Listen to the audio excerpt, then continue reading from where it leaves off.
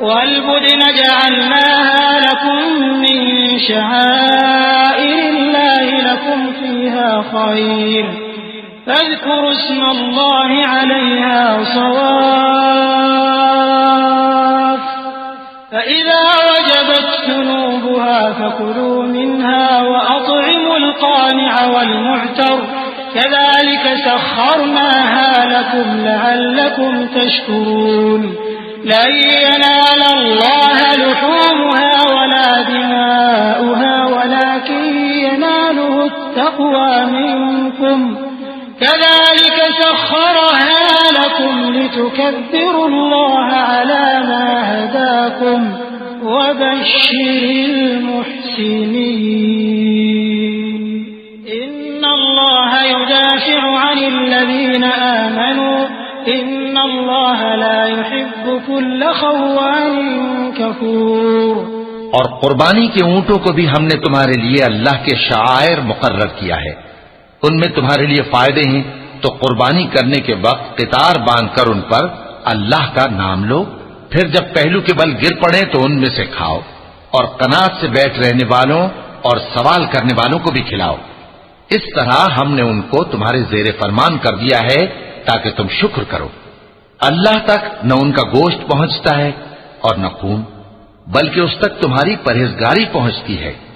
اسی طرح اللہ نے ان کو تمہارے زیر فرمان کر دیا ہے تاکہ اس بات کے بدلے کہ اس نے تم کو ہدایت بخشی ہے اسے بزرگی سے یاد کرو۔ اور اے پیغمبر، نیکوکاروں کو خوشخبری سنا دو، اللہ تو مومنوں سے ان کے دشمنوں کو ہٹاتا رہتا ہے، بے شک اللہ کسی خیانت کرنے والے ناشکرے کو دوست نہیں رکھتا۔ اذن للذین یقاتلون بأنہم ظلموا وإن اللہ علی نصرهم لقدیر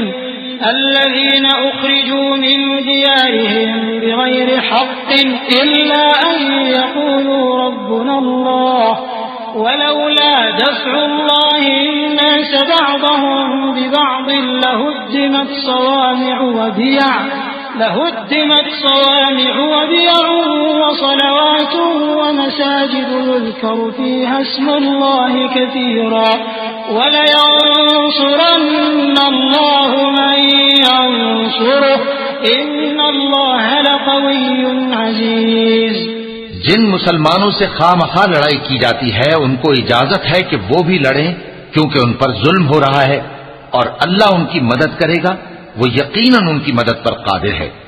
یہ وہ لوگ ہیں کہ اپنے گھروں سے ناحق نکال دیے گئے، انہوں نے کچھ قصور نہیں کیا، ہاں یہ کہتے ہیں کہ ہمارا پروردگار اللہ ہے۔ اور اگر اللہ لوگوں کو ایک دوسرے سے نہ ہٹاتا رہتا تو خانقاہیں اور گرجے اور یہودیوں کے عبادت خانے اور مسلمانوں کی مسجدیں جن میں اللہ کا کثرت سے ذکر کیا جاتا ہے گرائی جا چکی ہوتی۔ اور جو شخص اللہ کی مدد کرتا ہے اللہ اس کی ضرور مدد کرتا ہے، بے شک اللہ توانا ہے، غالب ہے۔